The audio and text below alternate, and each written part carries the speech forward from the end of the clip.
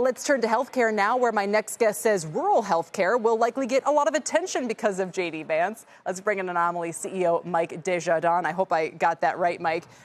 So look, it's good to see you again, and healthcare is one space when we talked to investors yesterday that they thought could actually do better under a Trump administration. But talk to us about kind of what you might expect there.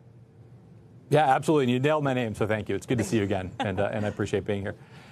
Yeah, I think, we have the somewhat unique experience where the former president is the former president. We have 4 years of understanding what he might actually do in healthcare. And I think, if I had to look at the sector, I'd look straight to Medicare Advantage. And I think where he and J.D. Vance will be lockstep is I would expect growth in Medicare Advantage.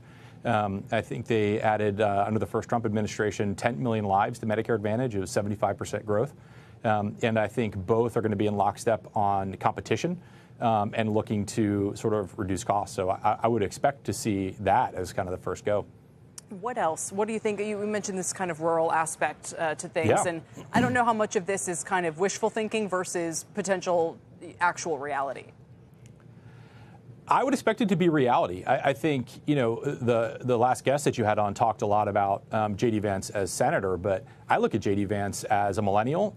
And if you look at him as an author previous to entering the Senate, he wrote Hillbilly Elegy, which I had an opportunity to read. And I also live in Virginia, where, we have tremendous challenges with rural health and opioid, fentanyl-driven crises.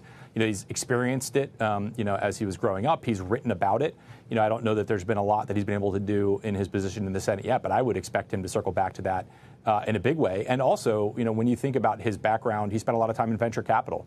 And a lot of the innovation coming in reducing care and increasing access in rural health is coming from the startup community, whether those are startups operating independently or working with large providers and large insurers to bring care to those rural areas. So I think when you combine his previous experience with technology and venture capital, and also having grown up in Appalachia in a rural area, he combines some interesting experiences that would lead me to believe he's going to take some shots there. I mean, let's put it this way. When you were last on, I said to you, can we really change anything in healthcare, right? It feels like the system is so entrenched. There's a gazillion rules of so many big stakeholders that you feel like can't be moved. I mean, would this potential administration, I know we're talking very hypothetically and kind of jumping to a lot of conclusions today, but what can they really change and that would make a practical difference in the lives of everyday people, either to stop the fentanyl issues or just overhaul the PBM or the cost of drug system, the myriad other issues you and I have discussed here?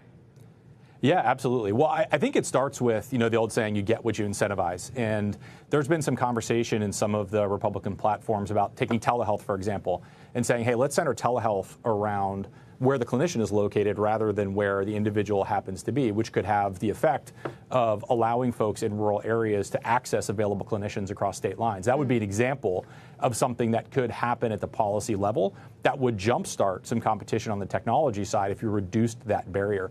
So to me, I think you're right. There are large incumbent entrenched interests in healthcare, whether they are insurers, whether they are large health systems.